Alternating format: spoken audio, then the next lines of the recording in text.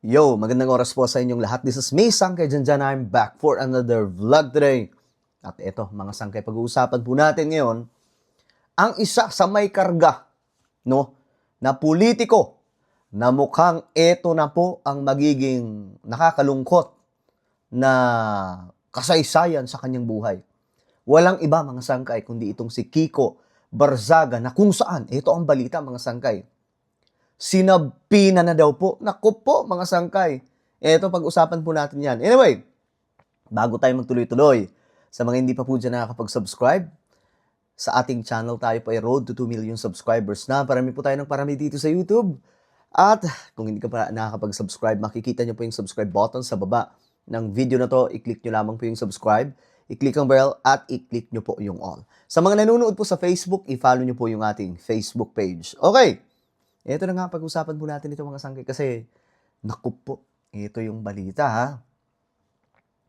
Sabi sa report, ito yung mga sangkay. Ayan, bagong labas na update. Ipinasabpina ng Quezon City Prosecutor's Office si Cavite 4th District Representative Kiko Barzaga upang humarap sa preliminary investigation ng kasong inciting to sedition na kinakaharap nito. Baka sabihin nyo na naman, no? Baka sabihin na naman dyan ng iba na ito ay panggigipit. No, guys. Nakaraan, meron pong video na kumakalat. Itong si Kiko Barzaga tila inuudyukan yung mga Pilipino na manlaban at sumugod. At ang matindi dito, mga sangki, ang tumbok Malacanang. So hindi po siya nakakatuwa, mga sangkay. Gusto mo na ang taong bayan guluhin ang bansa natin? Dahil lamang sa inyong pinaniniwala at pinaglalaban na sa tingin nyo si Sara Duterte ang dapat mamuno sa Pilipinas. Nako, dito magkakaproblema ngayon si Kiko Barzaga. Hindi po siya nag-iingat sa kanyang mga sinasabi. Naturingan pa naman kongresista, di ba? Pag congressman ka, dapat kahit papano, matino ka sa harap ng publiko. Hindi ka nagsasabi ng mga fake news, hindi ka rin nag-uudyok sa taong bayan na magkagulo. Dahil hindi po maganda. Hindi po huwaran ng isang taong politiko or public servant na uutusan ang taong bayan na sige, guluhin natin ang ating bansa. Sige, sugurin natin si ganito. Pangit po yun, mga sangkay. Ngayon, ito na yung balita. Pinasabpina. Ngayon lamang po ito, mga sangkay. No? Ngayon lamang po ito. Kaya naku, mukhang magkakagulo na naman po dito, mga sangkay, yung marami sa mga DDS. Kasi, syempre, may mga napapaniwala din po dito kay Kiko Barzaga. Ito, mga sangkay, ayon po yan sa balita ng Abante. No, pinasabpina na. Naku po, mga sangkay. Ewan ko na lang kung anong gawin mo ngayon, boy. Ito, yung ngiti mo mapapalitan ngayon ng iyak. Alam niyo, mga sangkay, at ko kasi dito, inuuto talaga itong si Kiko Barzaga ng mga DDS. At itong si Kiko Barzaga naman, nagpapauto. No? Ngayon, mga sangkay, dahil dito, every time na gumagawa siya ng aksyon, papalakpakan siya. Pero kapag pumalpak siya, mga sangkay, halimbawa, nung nakaraan, nagkaroon po ng, di ba, nagpaparally, mga sangkay. Di ba, may mga, sila may nagtawag po ng rally, people power daw po yun, itong si Kiko Barzaga. Anak ng tokwa, late na nga dumating, nauna pang umuwi. Doon nagalit, mga sangkay, yung mga DDS. Pero syempre, hindi pa rin po titigil doon. Hanggat may nauuto yung mga DDS, sasakyan at sasakyan nila. Alam niyo, mga sangkay, kahit sila, may napapansin sila kay Kiko. May napapansin po sila dyan na something weird, mga sangkay.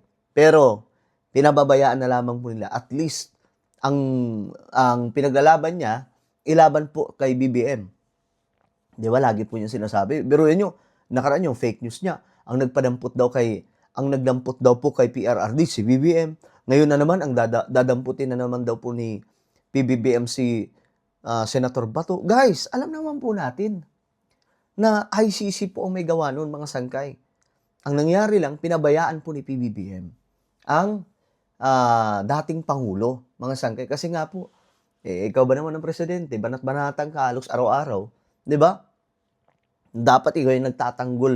Dapat ikaw ang nagtatanggol o ikaw na nagtatanggol sa isang taong, may reklamo, ikaw patuloy ang binabanatan. So, anong nangyari mga sangkay? Pinabayaan sila ni PBBM at nakipagtulungan ang Interpol sa Pilipinas. Kung kaya't nandun sila General Torre. Binitbit po si Tatay Digong. Pero ganun pa man, mga sangkay, eto na nga po. Tingnan natin ang reaksyon ng taong bayan. Sabi dito, ang bilis nila kumilos. Pag against sa kanila, samantala mga kaalyado nilang buhaya, nagsilayasan na sa Pilipinas. Wala pang nangyayari. Ako mga sangkay, sasakyan ko to. Sa sinabi niya mga sangkay na ang bilis nila kumilos, pag against sa kanila, hindi po. Actually, mabagal pa nga eh.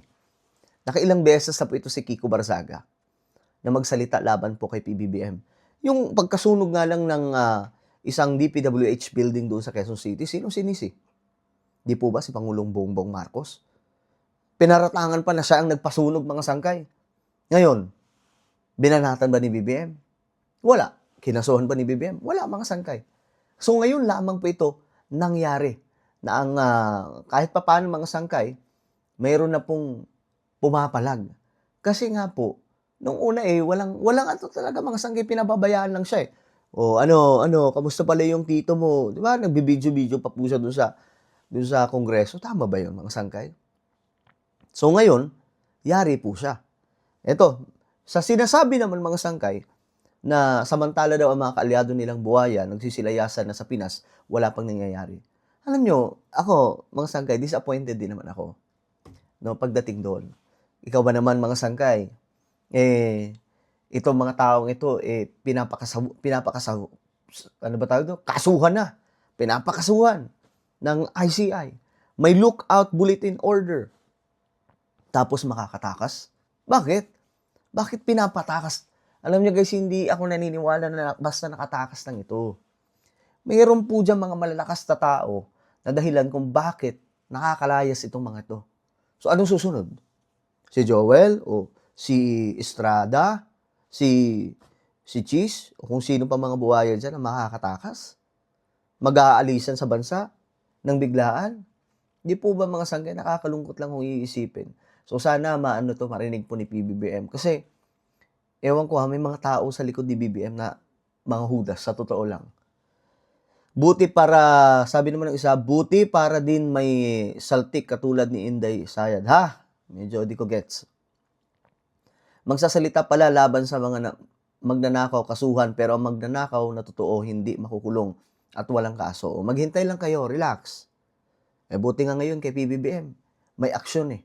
Kay PRRD, wala po talaga. Di ba? Nag-expose lang. Rampant ang corruption. Rampant ang tawag dito, ghost projects. Pero wala pong inaksyon. Wala pong napakulong. At least ngayon, nakaredy na yung kulungan. May malalimang investigasyon. May mga kinakasuhan na ngayon. Di ba? Pero,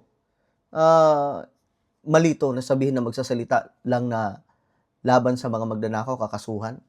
Guys, hindi lamang po yun ang sinabi na itong si Kiko Barzaga. Nag-uudyok siya sa taong bayan na magkagulo. Labanan ng gobyerno. Sugurin ng gobyerno. Which is not good. If you are a public servant, don't do that. Maling-mali po yan. No? So ngayon, may sampina na po itong si Kiko Barzaga. Ano ang susunod na mangyayari dyan? Susunduin na nga ba ng kapulisan? Abangan po natin mga sangkay. Ano ba ang inyong komento? Comment down below. Huwag niyo pong kalimutan na i-subscribe yung ating YouTube channel.